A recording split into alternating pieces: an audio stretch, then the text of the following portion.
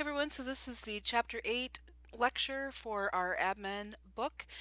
We are covering treatment and exam areas this week. And so, as I mentioned last week for the maps, I like to start with a list of questions that I would like to have answered by the end of the map. So those you can see here. I want to know, what are some common types of computers in the medical office? What do the computer hardware components do? What types of software applications are commonly used in the medical office? Why is computer security so important? What is the difference between vital, periodic, and incidental supplies? How would I go about completing a supply inventory? And then lastly, I want to know what things I should be considering when I'm looking for supply vendors. So hopefully by the end of the map, we'll have all of those questions answered.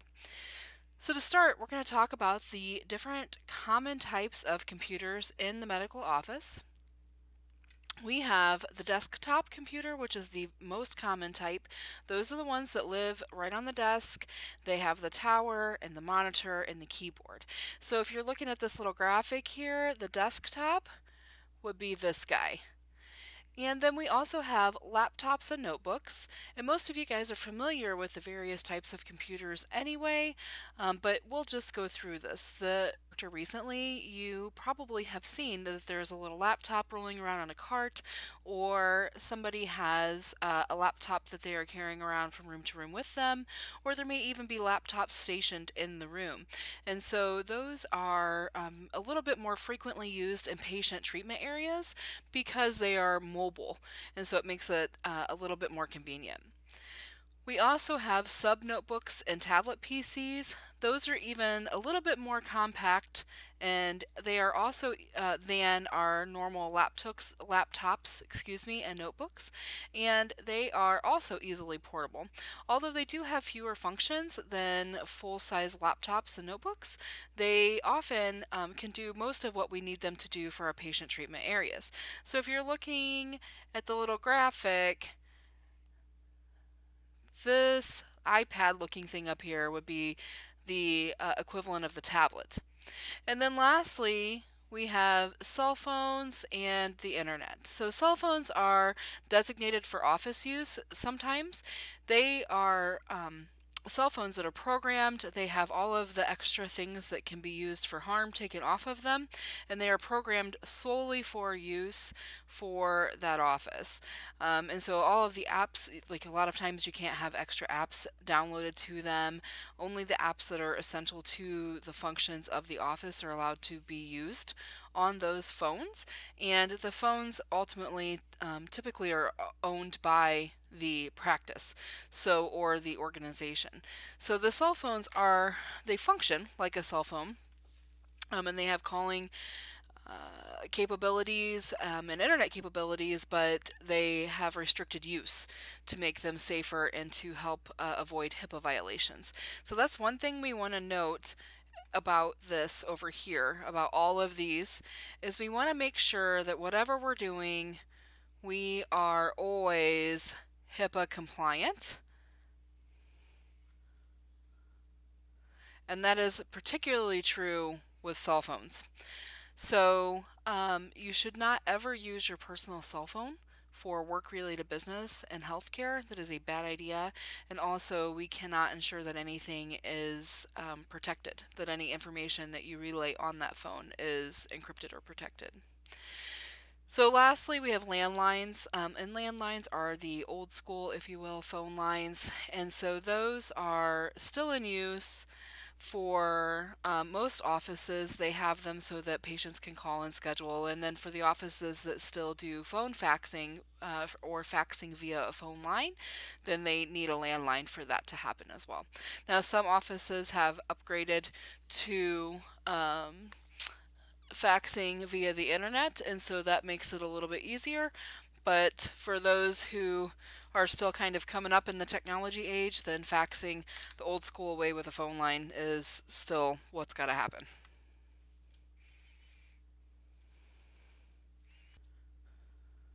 Okay, so moving down to the components of computer hardware.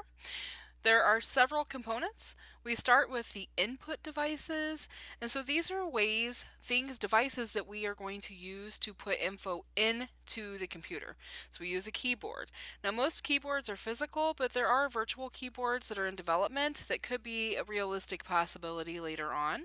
I will show you actually that I have I have my home computer happens to be touchscreen, and so I have a virtual keyboard, and so that's kind of what it looks like here.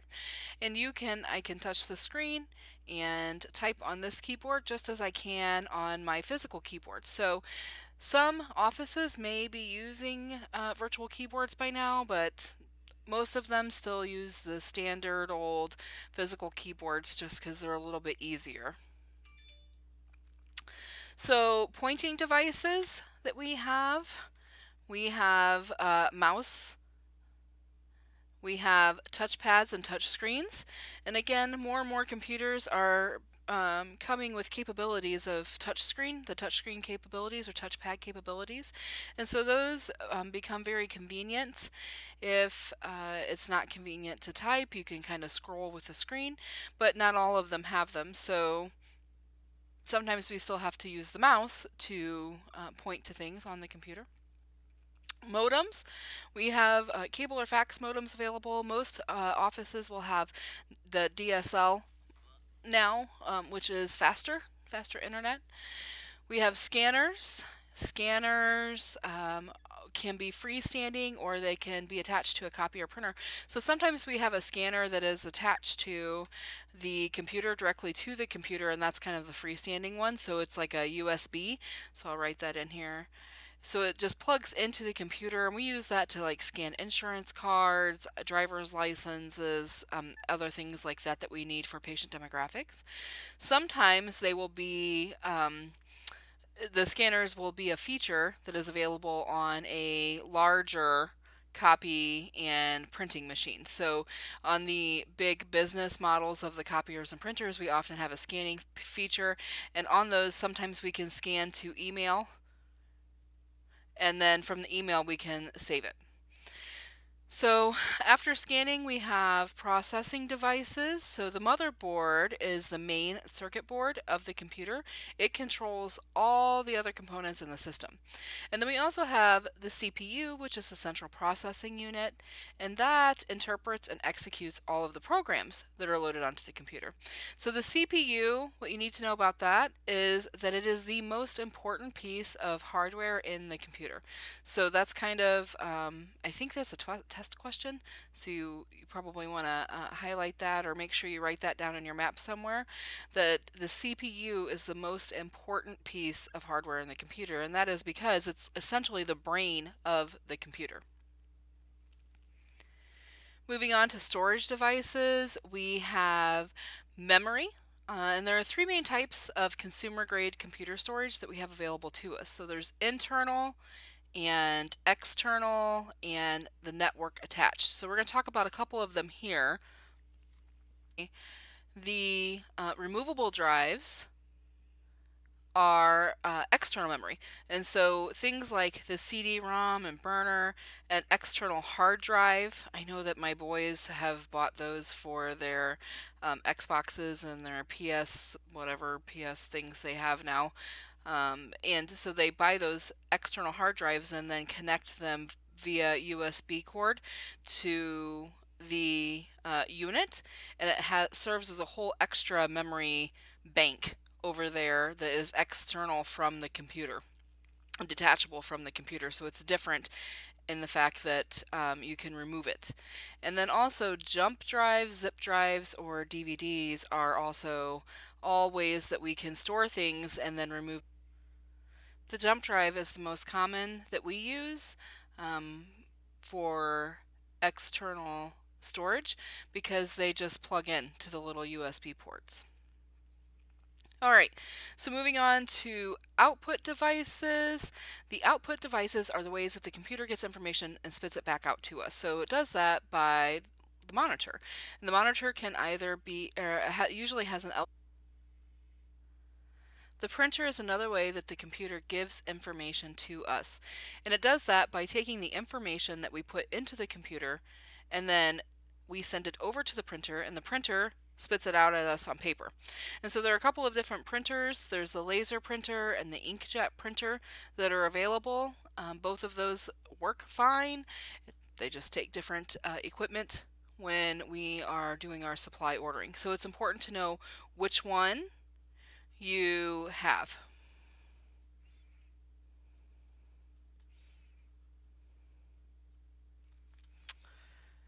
So that's about it for the components of computer hardware. Moving on over to software applications, we begin with programs to use with a computer. So that is the software. The Linux, Apple, and there are many others. There's BlackBerry, there's all kinds of other operating systems that are available. We also have Windows operating system, which is very common. This is one of the most commonly used in the medical office.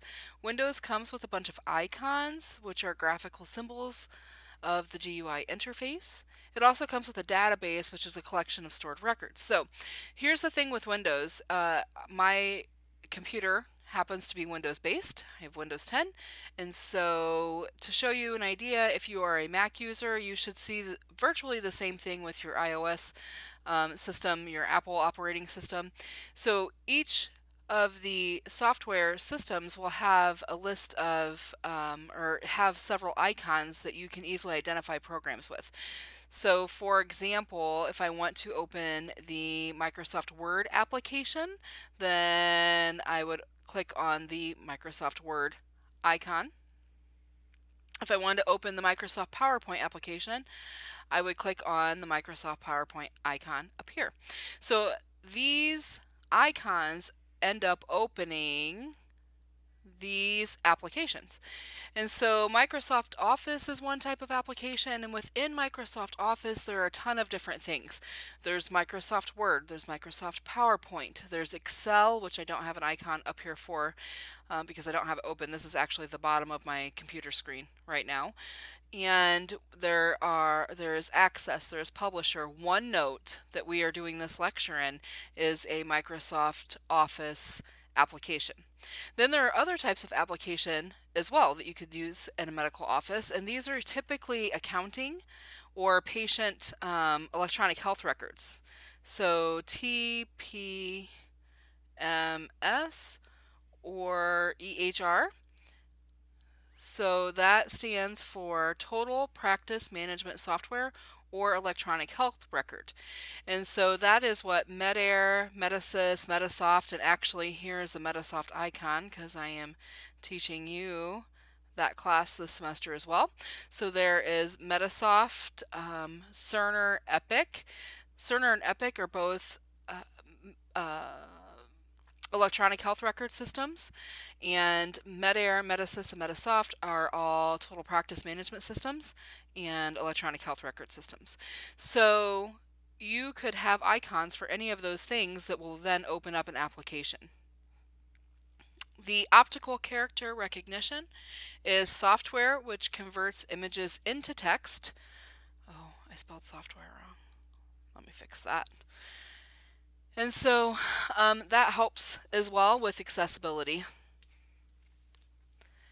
So down to the computer security.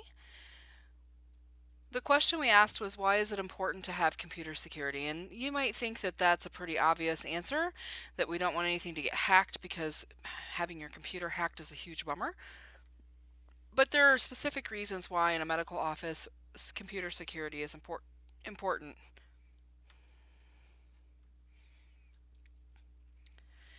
First, we need to make sure that we are safeguarding all of our confidential files.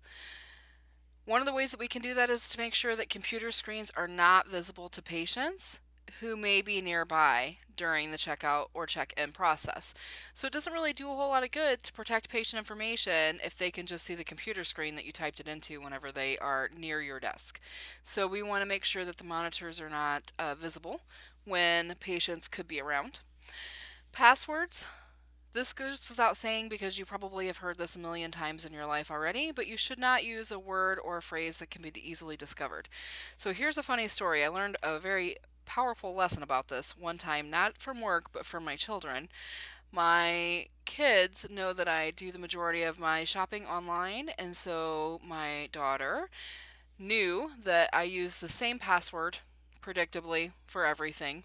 And so she was able to log into all of my online shopping accounts and snoop on her Christmas gifts because she knew my password. And so then I had to go through and change my password on everything because I use the same one for everything. And most people do that because it's difficult to remember several passwords for several different things. And that's okay, but you want to make sure that it's not something that is easily discoverable by people who may know you. So, no birth dates and no addresses, no kids' names, things that are common knowledge about you should be avoided as being used as password portions. Like you shouldn't put portions of your password in there. So I would not make a password my first name and my birth date because anybody who knows me or works with me or, interacts with me on a regular basis could probably anybody with Facebook could figure out that my name is Jessica Lee and they could figure out that my birthday is in May. So those are things that you want to be mindful of when you're choosing passwords. Don't do something that is easily identifiable.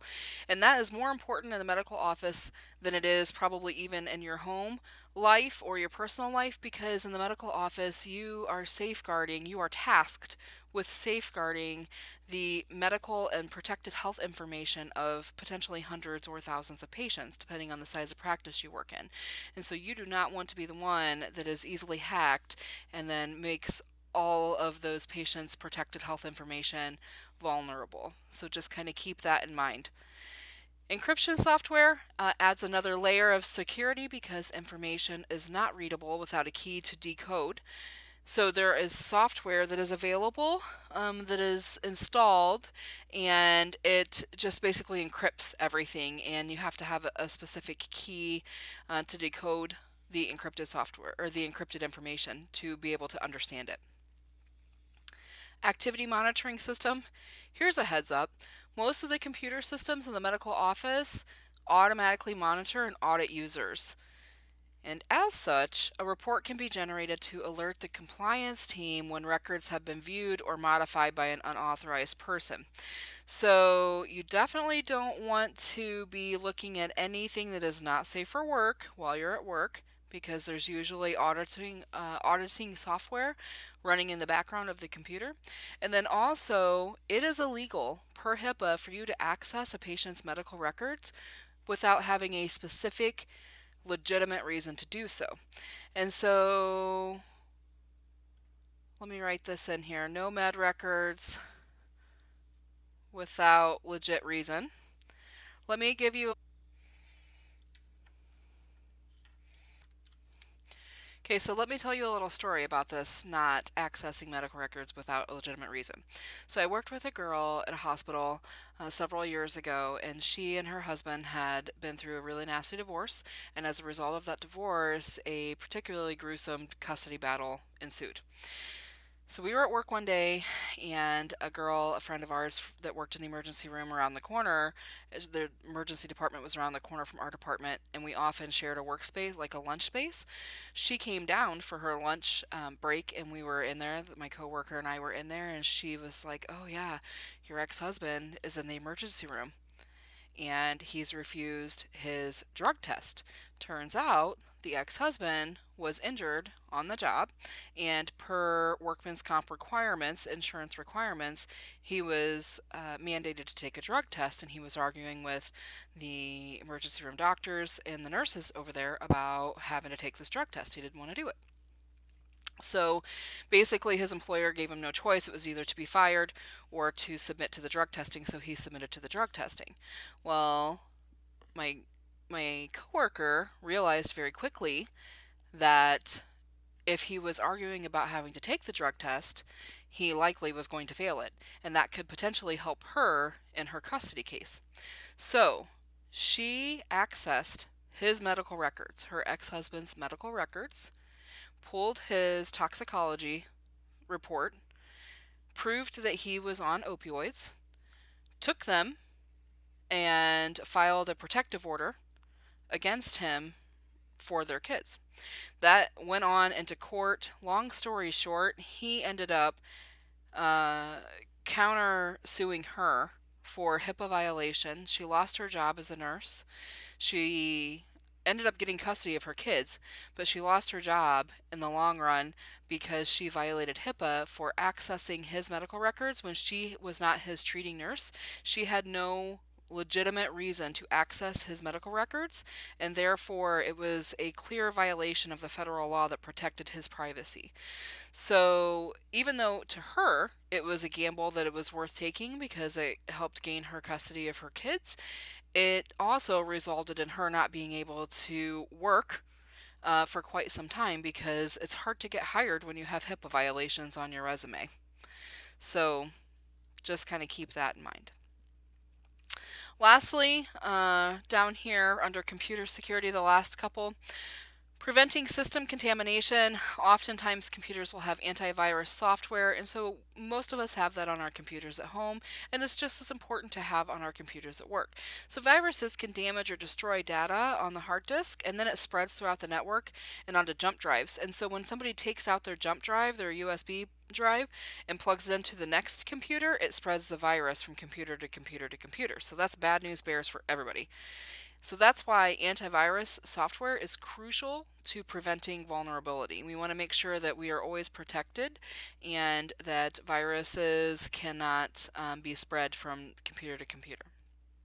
Firewalls also keep those destructive virus threats from beginning by nipping them in the bud. So hopefully before the virus gets to the flash drive, the firewall will stop it to begin with. And then lastly, the the computer disaster recovery plan is the restoration of the information and equipment to full functioning status, and that has to be possible with a consistent backup process, or that becomes possible, rather, with a consistent backup process. So, uh, have you ever, just imagine, and if this has not happened to you, you are one of the lucky ones. This has happened to me. It happened to me right in the middle of my thesis writing, so that was intense. But have you ever been typing a whole entire report, like a research paper, typing, and then all of a sudden something happens and your whole report is gone and you didn't save it? You had 4 pages into the 6 page report and you didn't think to save it during the whole entire process. And so then you go to try to retrieve it and recover it, and there's just nothing, and you're just kind of screwed. And so you have to redo the whole entire thing. It's kind of like that, except for with people's health records from the last 20 years. So you want to make sure that in order to avoid that, oh my God, this did not just happen to me moment, that you have consistently been backing up information from the computer on a regular basis.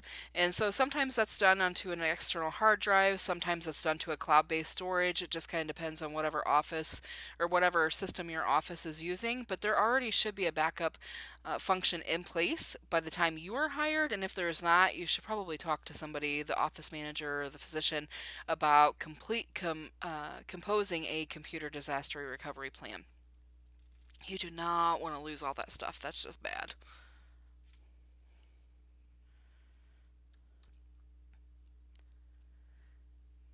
All right, let's move on over here. And the last few things that we're going to talk about have to do with our supplies in the medical office. So there are 3 categories for supplies that you should be able to itemize most things into. Okay, so the vital supplies are things that should be carefully estimated for a bulk purchase and storage, since they aren't necessarily easy or available very quickly to purchase. So sometimes those things are things like prescription pads or things like lab rec forms. There are always things that are vital to the office function, so the office can't really run efficiently without them. But you have to be well prepared and order them in advance because they aren't super easy to get. You can't just jump on Office Depot and order a prescription pad. So those are the vital supplies. And then we have incidental supplies, which typically are things that you can find at places like Office Depot. They can be purchased quickly and conveniently, and they are needed in the office, but they don't really threaten the office's efficiency if the supply runs low. So if we run out of staples, it's probably going to suck in a medical office, but it's not really going to change how the doctor treats the patient. So those are our incidental supplies. And then lastly, we have some periodic supplies.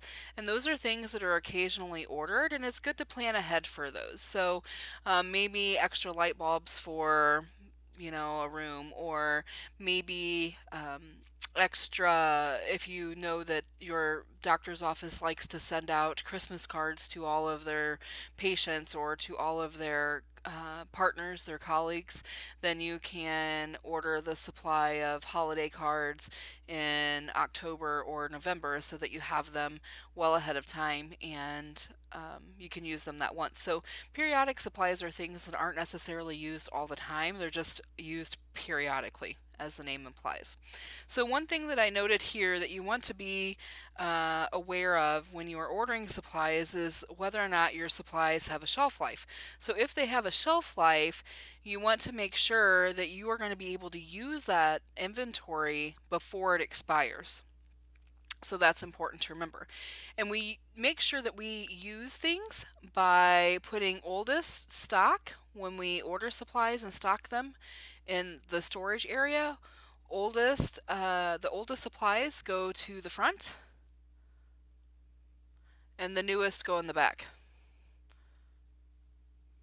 And that helps us make sure we are using all of our inventory. Now, some things like staplers and paper, those things don't expire, but other things may expire, especially if we're ordering medical supplies. So you want to be mindful of that. So when we're looking at how to complete a supply inventory, there are a couple of different ways. Now, the electronic version seems to be significantly easier than the manual system, but you should know how to do the manual system in case you work for an office that still utilizes that.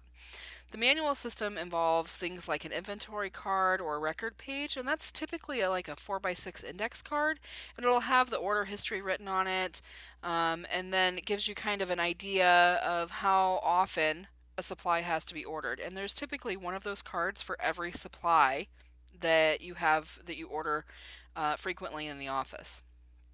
And then we also can use reorder reminder cards. And those are basically the same thing. They're just cards. They literally say order more now or supply low or reorder this number, this stock number now.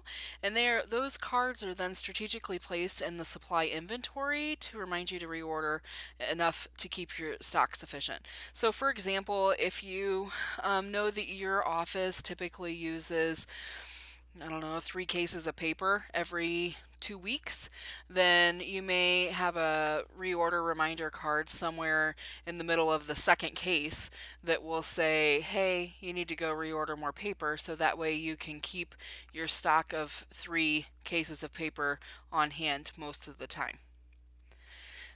The electronic system is a little bit easier. It uses spreadsheets with inventory. And then also you can set up reminders in a calendar or set up email reminders to check on the stock and the inventory. There's also the possibility, one place that I worked, we had a shared spreadsheet on like a Google Drive, which allowed all of us, whenever we needed supplies, to just put them in the Google Drive. And then the person responsible for ordering the supplies would go through the shared spreadsheet and see what needed to be ordered, and then that one person would place the order. As far as scheduled inventory and ordering goes, you want to make sure that we have established ordering times. So things like ordering the same day each week. So every Monday we do supply orders, or every 15th of the month we do supply orders. So each day of the week, or the same day of each week, or the same day of each month after you've taken inventory will be the day that you want to do your supply orders. Keeping it consistent is helpful in not having extraneous costs and expenses pop up because you had to order in between typical inventory and ordering times. If you want to know when to order ahead of schedule, things like holidays, sometimes supply companies are closed on holidays. However, hospitals never close on holidays. So if you're working in a hospital and you know that it looks like you're running low on Band-Aids, you are going to want to order those so that they make it there prior to the holiday, or make sure that you have enough to get you through until the supply vendor is back from the holiday. So you want to make sure you know when it's appropriate. Sorry about that. You don't want to know when it's appropriate to order ahead of schedule as well. And then any unanticipated shortage of a supply item, that may be cause to look at it and find out why all of those supplies disappeared. So if, for example, you know that you had 6 staplers floating around in the office and all of a sudden every single stapler except for one of them is gone, you may want to find out why 5 staplers disappeared in a matter of 2 weeks. Or if you notice that, for example, one thing, I'm also teaching a phlebotomy class right now, and one thing that we have to keep pretty tight control on inventory over is butterfly needles. If you notice that you're going through 6 boxes of butterfly needles per 2 boxes of regular needles, the butterfly needles are 4 times as expensive as the regular needles, and so you want to know why. You may warrant some extra additional investigation into where those unanticipated shortages came from, and then the provider or office manager may need to address that. So that's about it for completing the supply inventory. And then lastly, we move on to looking for a supply vendor. And so these are things that you should know when you are trying to figure out who to order the supplies from. So a vendor will most likely already be in place when you join a practice, but you should be aware. You should, however, be aware of competitors' prices, services, and other incentives intended to attract your office as a customer. So if you've seen advertisements or anything that could benefit your office with lower costs, then bring that up. It's always a good thing to save the office money. So when you're locating and evaluating supply vendors, you want to make sure that you gather competitive prices. Sometimes the incentives, such as bonus supplies with certain purchases, can represent a sizable amount of savings, but you also want to remember that your time has a dollar value to the practice, and so services that save you time are worth comparing when you're evaluating vendors also. You want to set up a supply budget. You want to compare vendors and see how they stack up to that budget that you have set up. And then when we're looking at competitive pricing and quality, there's some things that you should be aware of. For example, unit pricing. Like, how many of those are there per package? Does that make the whole total per unit, or per unit cost better than any of the other vendors? So for example, if you are getting 100 Band-Aids per box and the box is $1, then your per unit cost is going to be 1 cent per unit. Per Band-Aid, you're paying 1 penny. So you want to be able to figure out what the unit pricing is to see if that's any better. Now, many of the the supply websites will have that broken down for you, but if not, you should be able to figure out how to know what the unit pricing is so that you can figure out if you're getting a better deal or not. Rush orders, we try to avoid using rush orders because there's a lot of extra costs associated with that, and you can avoid that by making sure that you plan ahead for your supply inventory.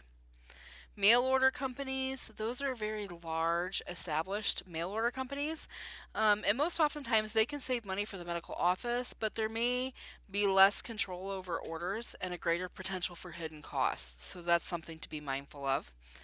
Purchasing groups and group buying pools are about the same thing. One of them, purchasing groups, is kind of intended for larger offices, and then the group buying pools are for smaller offices to benefit from.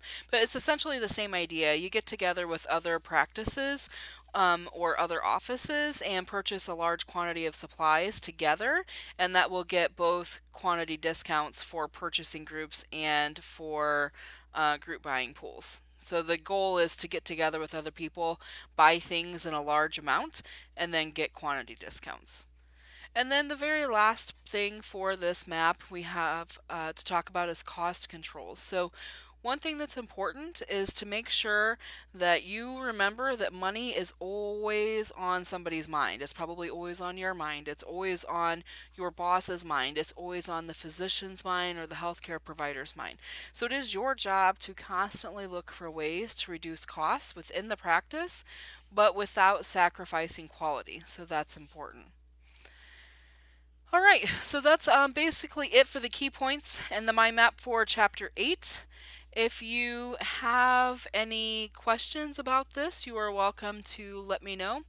And hopefully you are moving along and progressing and making your own maps. And if you need help with ideas for map making, you can email me or message me in Canvas for ideas about that too. All right, thanks guys.